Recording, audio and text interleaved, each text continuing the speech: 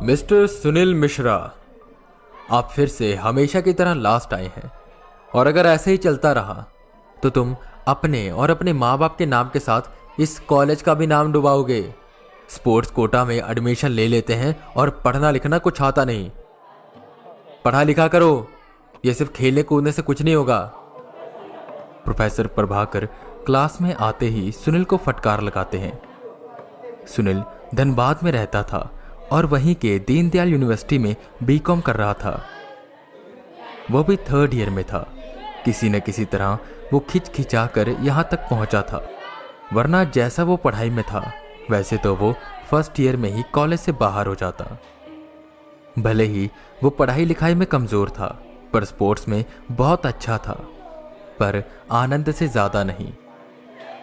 और हमेशा की तरह क्लास में टॉप किया है आनंद मल्होत्रा ने। पूरी क्लास तालियों से गूंज उठी और सबसे ज़्यादा ताली बजा रही थी दीप्ति, आनंद की गर्लफ्रेंड और सुनील की क्रश। सुनील को दीप्ति 1st ईयर से पसंद थी, पर उसके पास ऐसा कुछ भी नहीं था जिससे दीप्ति उसे पसंद करे। वही आनंद रिच फैमिली से बिलोंग करता था और पढ़ाई में अव्वल था, स्पोर्ट्स में भी हमेशा सबसे आगे और देखने में भी बहुत अच्छा लगता था। सुनील हमेशा उससे चिढ़ता था क्योंकि आनंद के पास सब कुछ था और सुनील के पास कुछ भी नहीं। बहुत बार आनंद अपने दोस्तों और दीप्ति के साथ मिलकर उसे बुली करता था। कॉलेज की छुट्टी हुई, मुंह लटकाए सुनील अपने घर की ओर जा रहा था कि तभी उसे क्लास 9 से किसी के रोने की आवाज आई, किसी लड़की के रोने की। वो भागकर अंदर गया तो दीप्ति रो रही थी। दीप्ति, क्या हुआ? तुम ठीक हो ना? सुनील ने पूछा, जिस पर दीप्ति रोते हुए कहती है, सुनील, वो आनंद मुझे बहुत तंग करता है, मुझे बहुत परेशान करता है, मुझे उसके साथ नहीं रहना। ये सुन सुनील के मन में लड्डू फूटने लगे। सुनील ने उस रोती दीप्ति को कंधा दिया और बैठकर उसकी सारी बातें सुनने लगा।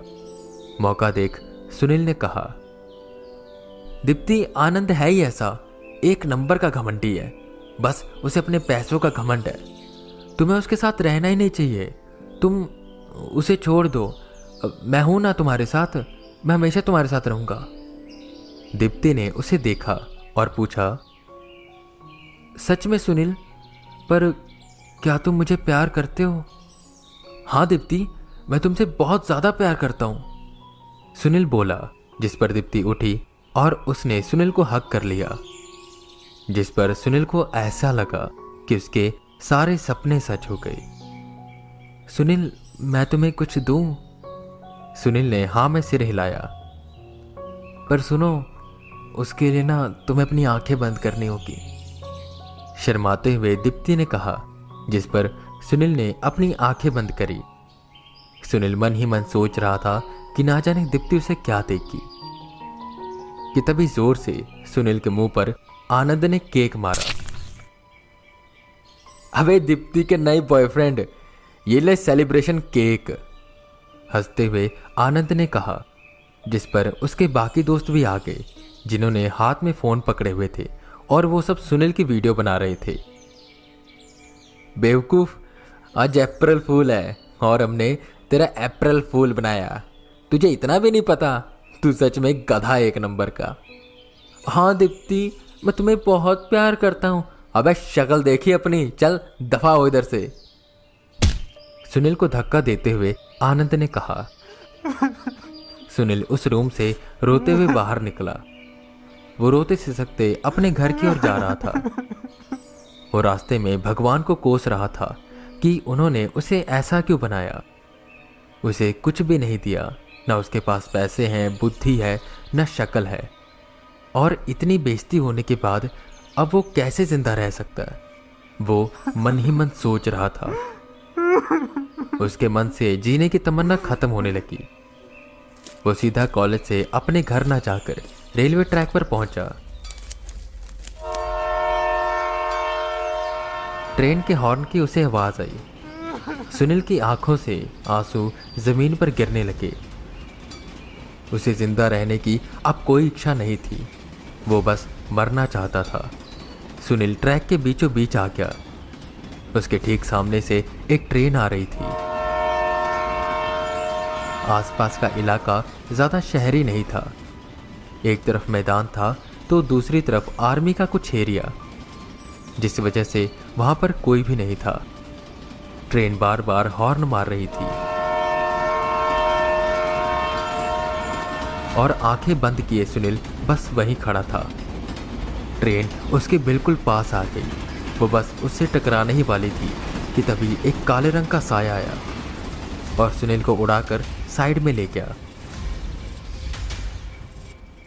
सुनील जमीन पर गिरा। आंखें खोलते हुए सुनील ने कहा, कौन हो तुम और तुमने मुझे क्यों बचाया? और फिर जो उसने देखा उससे सुनील की आंखें बड़ी हो गई। उसके सामने एक काले रंग का 8 फुट लंबा कोई साया जैसा खड़ा था। सुनील डर के पीछे की ओर हुआ। कौन हो तुम? कांपते होठों से सुनील ने कहा। डरो मत, पहले मुझे ये बताओ कि तुम मरना क्यों चाहते हो? उस साये ने पूछा। रोते रोते सुनील ने अपनी सारी बात बताई कि कैसे उसका मजाक उड़ाया गया और कैसे उसके पास कुछ भी नहीं है। वो काले रंग का साया सब कुछ सुनता है और उसकी तरफ एक किताब फेंकता है। ये एक जादुई किताब है, तुम इसमें जो जो लिखोगे वो सच हो जाएगा। पर हाँ, एक पेज पर तुम बस एक ही चीज लिख सकते हो। उस काले साये ने कहा। ऐसा भी कुछ होता है? कंफ्यूज होते हुए सुनील ने कहा। उस साये ने कहा, तुम खुद एक बार कोशिश करके देखो। सुनील ने अपने बैग से पेन निकाला और लिखा, मेरी जेब में 5,000 रुपए आ जाएं। इतना लिख उसने अपनी जेब में हाथ डाला तो सच में उसमें 5,000 रुपए थे। ये देख सुनील फूला नहीं समा रहा था। ये उसका बेस्ट दिन था। पर सुनो, एक चेतावनी भी दे रहा हूं, ज्यादा लालच मत करना वरना भुगतोगे। इतना बोल वो साया गायब हो गया और बस पीछे छूटी उसकी हंसी। और उसकी इस हंसी में कुछ शैतानी झलक रही थी जो सुनील समझ नहीं पा रहा था, क्योंकि उस किताब को पाकर वो इतना खुश था कि बस नाच रहा था। भागते हुए वो सीधा अपने घर पहुंचा और उसने अपनी दूसरी विश लिखी, आनंद की फैमिली बैंक करप्ट हो जाए और उनका सब कुछ बिक जाए। अगले दिन आनंद कॉलेज नहीं आता। पता चलता है कि उनकी कंपनी बैंक करप्ट हो गई और वो सब बेचकर अपने गांव चले गए। उसके बाद सुनील ने लिखा, दीप्ति पूरे कॉलेज के सामने मुझे प्रपोज करे। और ऐसा ही होता है। दीप्ति पूरे कॉलेज के सामने उसे प्रपोज करती है, पर अब सुनील उसे रिजेक्ट कर देता है और बहुत सुनाता है। उसने अपने बदले पूरे कर लिए थे और अब बारी थी अपने शौक पूरे करने की। महंगी गाड़ी, महंगी घड़ी, ढेर सारा पैसा, बड़ा बंगला, वो जो चाहता वो ले लेता। उससे सब पूछते कि तेरे पास अचानक से इतने पैसे कहां से आ गए, कोई लॉटरी लग गई क्या?